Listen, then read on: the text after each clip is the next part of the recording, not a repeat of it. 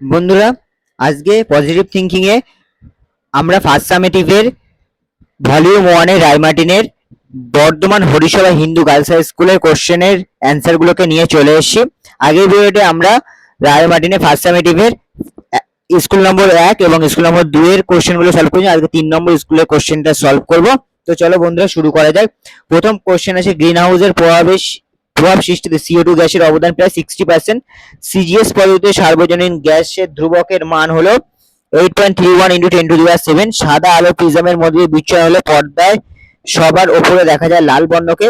শূন্য মাধ্যমে আলোর বেগ যে কোনো মাধ্যমে আলোর বেগের চেয়ে বেশি।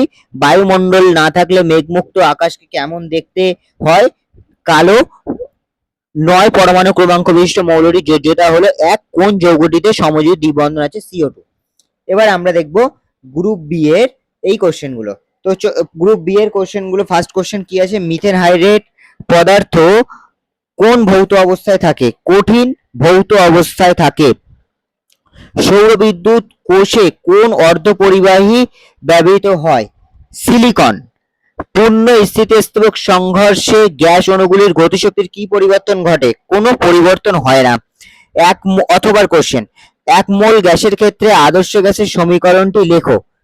সেটা হবে PV = RT, যেখানে N = 1।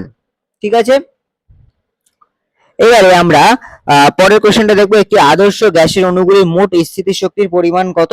0। ক্ষুদ্র উন্মেষযুক্ত গোলীয় দর্পণের বক্রতা ব্যাস 40 সেন্টিমিটার, দর্পণটির প্রকাশ দৈর্ঘ্য কত? এই যে আমি এই অঙ্কটা এখানে করে দিয়েছি, তোমরা এখান থেকে দেখে দেখে করে নাও। ঠিক আছে, অথবা কোশ্চেন, একটি অবতল দর্পণের ফোকাস দৈর্ঘ্য 10 সেন্টিমিটার জলে নিমজ্জিত করলে ওই ফোকাস দৈর্ঘ্য কত হবে? ফোকাস দৈর্ঘ্য অপরিবর্তিত থাকবে। দন্ত চিকিৎসা কি ধরনের দর্পণ ব্যবহৃত হয়? অবতল দর্পণ। একটি প্রিজমের কয়টি আয়তাকার তল আছে? 3টি। Li ও F এর মধ্যে কোনটির পারমাণবিক ব্যাসার্ধ কম? ফ্লোরিন বা F এর। নাইট্রোজেন অণুতে কয়টি নিঃসঙ্গ ইলেকট্রন জোড়া আছে? 1টি। অথবা কোশ্চেন, হাইড্রোজেন ক্লোরাইডের মধ্যে কোন ধরনের রাসায়নিক বন্ধন বর্তমান? সমযোজী রাসায়নিক বন্ধন বর্তমান। ঠিক আছে, এবার আমরা গ্রুপ সি এর কোশ্চেন গুলো দেখব। গ্রুপ সি এর ফার্স্ট যে কোশ্চেনটা আছে, ভূতাপ শক্তি ব্যবহারে দুটি সুবিধা উল্লেখ করো। অথবা O2N2 গ্যাসের গ্রিনহাউস ও গ্রিনহাউস গ্যাস নয় কেন? এই দুটো কোশ্চেন দিয়েছে। তো এই দুটো কোশ্চেনের অ্যান্সার হবে, ভূতাপ শক্তি ব্যবহারের দুটি সুবিধা। ভূতাপ শক্তি ব্যবহার করলে ধোঁয়া ও ক্ষতিকর গ্যাস খুব কম বের হয়। ভূতাপ শক্তি পৃথিবীর ভেতর থেকে সবসময় পাওয়া যায়, তাই এটি শেষ হওয়ার ভয় থাকে না। আর O2N2 গ্রিনহাউস গ্যাস নয়, কারণ গ্রিনহাউস গ্যাস হতে গেলে গ্যাসকে পৃথিবী থেকে নির্গত অবহেলিত তাপ বিকিরণ শোষণ করতে হবে, কিন্তু O2N2 এই তাপ শোষণ করতে পারে না, তাই O2N2 গ্রিনহাউস গ্যাস নয়। এই দুটো কোশ্চেনের অ্যান্সার তোমরা এখান থেকে দেখে লিখে নেবে। বয়েলের সূত্র অনুসারে PVP লেখচিত্র অঙ্কন করো এবং লেখচিত্রের প্রকৃতি কি? এই যে স্থির উষ্ণ নির্দিষ্ট ভরের গ্যাসের PV বনাম P লেখচিত্র, এই লেখচিত্রটাকে আঁকবে আর এখান থেকে এই পর্যন্ত তোমরা একটুখানি লিখে দেবে। ঠিক আছে, এই পর্যন্ত লিখে দেবে। আর কিরকম সরলরেখা হবে? P অক্ষের সমান্তরাল সরলরেখা, এই ছবিটা এঁকে দেবে। আর এই বয়েলের সূত্র অনুসারে থেকে এই পাওয়া যায় পর্যন্ত তোমরা শুধু লিখে দেবে একটু, ব্যাস। তাহলে পরের কোশ্চেনটা দেখি। ঘন মাধ্যম থেকে লঘু মাধ্যমে আলোর প্রতিসরণের চুক্তিকোণ রাশিমালা নির্ণয় করো। ধরে নাও আপাতন কোণ = I, প্রতিসরণ কোণ = R। এই যে তোমরা এটাকে লিখে নেবে। দুটি ভিন্ন ঘনত্ব বিশিষ্ট আলোকীয় মাধ্যমের বিভেদ তলে আলোকরশ্মি তির্যকভাবে আপতিত হলে দ্বিতীয় মাধ্যমে প্রবেশ করার সময় আলোকরশ্মির অভিমুখের পরিবর্তন ঘটে। আপতিত রশ্মি PO এর অভিমুখের সঙ্গে প্রতিসৃত রশ্মি OQ যে কোনো QOR কোণ উৎপন্ন করে তাকে রশ্মির কৌণিক চ্যুতি বলে। একে সাধারণত ডেল্টা অক্ষর দ্বারা প্রকাশ করা হয়। এই ছবিটা তার সঙ্গে এঁকে দেবে আর এই লেখাটা লিখে দেবে। ঠিক আছে, এবার নেক্সট কোশ্চেনটা আমরা দেখি। বলছে, ফাঁপা প্রিজমে কি আলোর বিচ্ছুরণ হবে? যুক্তি দাও। ফাঁপা প্রিজমে সাধারণত আলোর বিচ্ছুরণ হয় না, কারণের ভেতরের মাধ্যমটি বাইরের মাধ্যমের মতোই হয়, ফলে আলোর বিভিন্ন তরঙ্গদৈর্ঘ্য ভিন্ন কোণে প্রতিসৃত হয় না, বরং এটি একটি আয়তাকার স্ল্যাবের মতো আচরণ করে এবং বিচ্ছুরণ ছাড়াই বর্ণালী সমান্তরালভাবে বেরিয়ে আসে। আলোর বিচ্ছুরণ ঘটাতে হলে প্রিজমের ভিতরে বায়ু বাদে অন্য কোনো ঘন মাধ্যম অথবা জল অথবা তেল প্রয়োজন হয়। এটা হলো তার অ্যান্সার। এবার নেক্সট কোশ্চেনটা দেখি। পর্যায় সারণীতে শ্রেণী বরাবর মৌলের জারণ ও বিজারণ ধর্মে কি পরিবর্তন ঘটে? যে পরিবর্তন ঘটে, বিজারণ ধর্ম বৃদ্ধি হয়, পরমাণুগুলির আকার বাড়ে, ইলেকট্রন ত্যাগ করা সহজ হয়, তাই বিজারণ ধর্ম বাড়ে। আর জারণ ধর্ম হ্রাস পায় কারণ ইলেকট্রন গ্রহণ করার প্রবণতা কমে, তড়িৎ-ঋণাত্মকতা কমে, তাই জারণ ধর্ম কমে। নেক্সট কোশ্চেন দেখবো। MgCl2 যৌগ কি রূপে বন্ধন আছে ব্যাখ্যা করো। ফার্স্ট, MgCl2 তড়িৎযোজী বন্ধন। বর্তমানে MgCl2 গঠনগুলো তোমরা এখান থেকে দেখে দেখে লিখে নেবে। তারপরে যেটা করবে, এখান থেকে লিখবে Mg পরমাণুতে যোজন কক্ষে উপস্থিত দুটি ইলেকট্রনকে বর্জন করে Ni গ্যাসের ন্যায় ইলেকট্রন বিন্যাস লাভ করে ও Mg2+ আয়নে পরিণত হয়। অপরপক্ষে দুটি Cl পরমাণু প্রত্যেকে তাদের যোজন কক্ষে বর্জিত ইলেকট্রনগুলি একটি করে গ্রহণ করে Ar গ্যাসের ন্যায় ইলেকট্রন বিন্যাস লাভ করে এবং দুটি Cl- আয়ন উৎপন্ন হয়। এর প্রভাবে এভাবে উৎপন্ন একটি Mg2+ ও দুটি Cl- আয়ন পরস্পর তড়িৎযোজী বন্ধনে যুক্ত হয় এবং MgCl2 অণু গঠন করে এবং তার সঙ্গে এই ছবিগুলো এঁকে দেবে। ঠিক আছে, এই ছবিগুলো এঁকে দেবে আর নিচে এই লেখাগুলো লিখে দেবে। ঠিক আছে, তো এবার আমরা নেক্সট কোশ্চেন দেখব। এ, বি ও সি মৌলগুলির পারমাণবিক সংখ্যা হলো যথাক্রমে 3, 11 এবং 19। বি এর সঙ্গে ক্লোরিনের বিক্রিয়ায় সমযোজী তড়িৎযোজী যৌগ উৎপন্নের ব্যাখ্যা করো।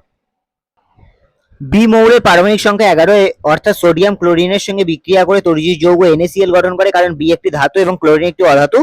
এদের মধ্যে ইলেকট্রন আদান প্রদানের মাধ্যমে আয়নিক বন্ধন তৈরি হয়, যেখানে বি একটি ইলেকট্রন ত্যাগ করে এবং B+ আয়ন এবং Cl একটি ইলেকট্রন গ্রহণ করে Cl- আয়ন গঠন করে। তো এটা তোমরা লিখে দেবে। নেক্সট কোশ্চেন দেখি। নেক্সট 3-6 অথবা X, Y ও Z মৌল তিনটি পারমাণবিক সংখ্যা যথাক্রমে 6, 9 ও 12। এদের মধ্যে কোনটি অ্যানায়ন এবং কোনটি ক্যাটায়ন গঠন করতে পারে? উত্তর 3-6 অথবা পারমাণবিক সংখ্যা 6 কার্বন, 9 ফ্লোরিন এবং 12 ম্যাগনেসিয়াম। X, Y ও Z মৌল তিনটির মধ্যে Y ফ্লোরিন অ্যানায়ন গঠন করবে, কারণ এটি একটি ইলেকট্রন গ্রহণ করে নিষ্ক্রিয় গ্যাসের মতো স্থিতিশীলতা লাভ করে, যার Z ম্যাগনেসিয়াম ক্যাটায়ন গঠন করে, কারণ এটি দুটি ইলেকট্রন বর্জন করে স্থিতিশীল হয়, আর X কার্বন সাধারণত সমযোজী বন্ধন গঠন করে। এটা হলো তার অ্যান্সার। এবার আমরা গ্রুপ ডি এর কোশ্চেন অ্যান্সার গুলো দেখব। পরম শূন্য উষ্ণতা কাকে বলে? চার্লসের সূত্র থেকে পরম শূন্য উষ্ণতার মান নির্ণয় করে। এর অ্যান্সারটা এবার আমরা দেখে নেব। ফার্স্ট, পরম শূন্য উষ্ণতা কাকে বলে? চার্লসের সূত্রে স্থির চাপে যে উষ্ণতায় সকল গ্যাসের আয়তন শূন্য হয়, তাকে পরম শূন্য উষ্ণতা বলে। সেলসিয়াস স্কেলে মান -273 আর সঠিকভাবে -273 ডিগ্রি সেন্টিগ্রেড, আর আরো সঠিকভাবে -273.15 ডিগ্রি সেন্টিগ্রেড। এবার চার্লসের সূত্র থেকে পরম সূত্র শূন্যের ধারণা তোমরা এখান থেকে, এই যে এখান থেকে পুরোটা এখান থেকে এই অবধি লিখে দেবে। আর চার্লসের পরম শূন্য উষ্ণতার সংজ্ঞা এখান থেকে, বা এটা না লিখলেও হবে, এখান থেকে এই অবধি লিখে দেবে এবং এদের স্কেলের মানটা কত সেটাও একটু দেখে রাখবে। নেক্সট কোশ্চেন দেখি। একটি গ্যাসের মধ্যে ধূলিকণা রয়েছে। ধূলিকণার চাপে অনমনীয় উষ্ণতা স্থির রেখে গ্যাসের চাপ দ্বিগুণ করলে ধূলিকণা সহ গ্যাসের আয়তন 100 ml থেকে কমে 501.25 ml হয়। ধূলিকণার সামগ্রিক আয়তন কত? আমরা ফার্স্ট লিখবো ধূলিকণার আয়তন হচ্ছে x ml, p1 = p, p2 = 2p। Gas plus ধূলিকণা v1 = 1000 ml, তাহলে গ্যাস = 100 মাইনাস প্লাস ধূলিকণাটা এই পাশে আসলে মাইনাস ধূলিকণা হয়ে যাবে, তাহলে লিখলে 1000 মাইনাস ধূলিকণা। এবার v1 1000 মাইনাস x আর v2 = 501.25x। এবার আমরা জানি p1 v1 = p2 v2। তো এবার দেখো p1 v1 এর জায়গায় p1 এর মান বসিয়েছি, v1 এর মান বসিয়ে p2 এর মান বসিয়েছি, v2 এর মান। এবার কাটাকুটি করে অ্যান্সার এসে 2.50, ধূলিকণার আয়তন 2.50 ml। নেক্সট কোশ্চেন দেখবো। একটি উত্তল লেন্সের ফোকাস দৈর্ঘ্য 10 সেন্টিমিটার। লেন্সটির সামনে 20 সেন্টিমিটার দূরে 2 সেন্টিমিটার উচ্চতা একটি বস্তু আছে। প্রতিবিম্বের উচ্চতা ও প্রকৃতি নির্ণয় করো। এই যে ফোকাস দৈর্ঘ্য f = 10 সেন্টিমিটার, লেন্সটির সামনের দৈর্ঘ্য u = 20 সেন্টিমিটার = 2f, বস্তুটির উচ্চতা 2 সেন্টিমিটার, প্রতিবিম্বের উচ্চতা হবে 2 সেন্টিমিটার, প্রতিবিম্বের প্রকৃতি হবে সদ ও অবশিষ্ট। নেক্সট কোশ্চেন দেখব। 4-2 অথবা। একটি বস্তু দৈর্ঘ্য 5 সেন্টিমিটার, একটি উত্তল লেন্সের সামনে 2 সেন্টিমিটার দূরত্বে রেখে 10 সেন্টিমিটার দৈর্ঘ্যের প্রতিবিম্ব পাওয়া যায়। রৈখিক বিবর্ধন ও প্রতিবিম্বের দূরত্ব কত? অ্যান্সার দেখব। অ্যান্সার কি হবে? বস্তু দৈর্ঘ্য ইকুয়াল টু 5 সেন্টিমিটার, বস্তু দূরত্ব ইকুয়াল টু 2 সেন্টিমিটার, প্রতিবিম্বের দৈর্ঘ্য ইকুয়াল টু 10 সেন্টিমিটার। রৈখিক বিবর্ধন রৈখিক বিবর্ধন বের করতে প্রতিবিম্বের দূরত্ব বের। রৈখিক বিবর্ধনের সূত্র হচ্ছে প্রতিবিম্বের দৈর্ঘ্য বাই বস্তু দৈর্ঘ্য। প্রতিবিম্বের দৈর্ঘ্য হচ্ছে 10 আর বস্তু দৈর্ঘ্য দেখো 5, তাহলে ভাগ করলে কি আসবে? 2।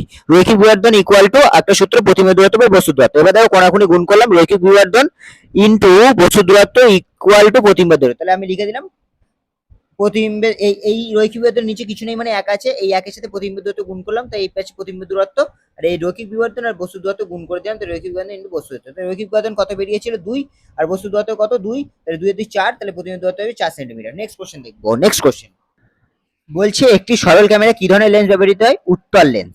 ক্যামেরায় তোলা ছবির বৈশিষ্ট্য কি হবে? তো ছবির বৈশিষ্ট্যগুলো দেখাই। ক্যামেরা উত্তল লেন্স আলোক রশ্মিকে একত্রিত করে একটি বাস্তব এবং উল্টো ছোট প্রতিবিম্ব তৈরি করে। ক্যামেরায় ছবিতে উত্তল লেন্সের কারণে বস্তুর চেয়ে ছোট ও বাস্তব একটি উল্টো চিত্র গঠিত হয়। নেক্সট কোশ্চেন বলছে কোন মৌলে পরমাণুতে 17টি ইলেকট্রন আছে, 18টি নিউট্রন আছে, ঠিক আছে? কোন কণাটি সংখ্যা দ্বারা মেন্ডেলিয়েভের পর্যায় সারণীতে মৌলটির অবস্থান নির্ণয় করা যায় না? মৌলটি মেন্ডেলিয়েভের পর্যায় সারণীতে কোন পর্যায়ে কোন শ্রেণীতে অবস্থিত? আমরা এই অ্যান্সারটা দেখে নেব। অ্যান্সার হচ্ছে নিউট্রন কণাটির সংখ্যা দ্বারা মেন্ডেলিয়েভের পর্যায় সারণীতে মৌলটির অবস্থান নির্ণয় করা যায় না, অর্থাৎ মৌলটি মেন্ডেলিয়েভের পর্যায় সারণীতে তৃতীয় পর্যায়ে ও সপ্তম শ্রেণীতে অবস্থিত। আমরা 4-এর দাগের অথবা কোশ্চেনটা দেখব। ত্রয়ী মৌল কাদের বলে? এদের এরূপ নামকরণের কারণ কি? এই যে এইটা হচ্ছে তার অ্যান্সার। তোমরা এখান থেকে দেখে দেখে এই পুরো অ্যান্সারটা রেডি করে নেবে। তো বন্ধুরা, আজকের ভিডিওটা এখানেই শেষ হচ্ছে। পরের ভিডিওতে দেখা হচ্ছে রায়মার্টিনে আরেকটা কোশ্চেন পেপারের সেট সলিউশন নিয়ে। ততদিন পর্যন্ত এইগুলো সলভ করতে থাকো এবং ভালো করে পড়াশোনা করতে থাকো।